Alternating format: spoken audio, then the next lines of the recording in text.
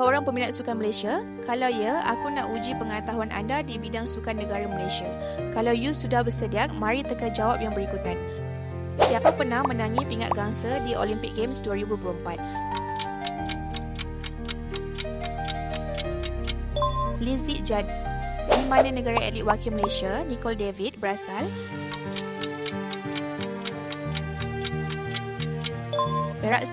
Siapakah legenda badminton Malaysia yang juga merupakan pemegang rekod dunia untuk pemain single lelaki terbanyak?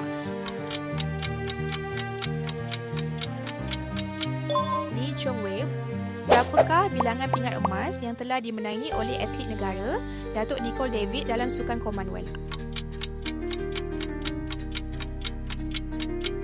5. Apakah nama atlet renang Malaysia yang telah memenangi pingat perak dalam Sukan Olimpik? Wilson Sims. Siapakah pemain bola sepak Malaysia yang pernah bermain untuk Kelantan FA, ATM FA dan Johor Darul Takzim? Amri Yahya. Apakah nama atlet wanita Malaysia yang telah memenangi pingat emas dalam acara lompat jauh wanita di Sukan Commonwealth 2018? Sandri Anura. Siapakah atlet Malaysia yang terkenal dalam sukan angkat berat dan meraih pingat emas dalam Sukan C?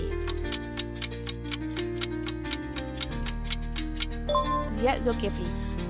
Apakah acara yang dipersembahkan oleh atlet negara Farah An Abdul Hadi pada Sukan Commonwealth 2018 untuk memenangi pingat emas?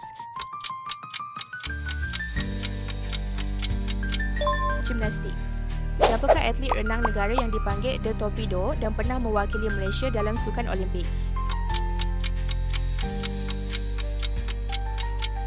Alex Lim. Itu sahajalah. Berapa betul? Kalau dapat 10 dari 10, korang ni pakar sukan negara Malaysia. Kalau 5 ketuus, okeylah. Kena tengok lebih banyak news-news sukan negara. Kalau bawah 5, maknanya korang memang tak tengok sukan negara. Like jika korang terhibur dengan kuis atlet negara, komen. Mana satu soalan korang tak dapat jawab, subscribe untuk lebih banyak kuis dari kami. Sekian, terima kasih.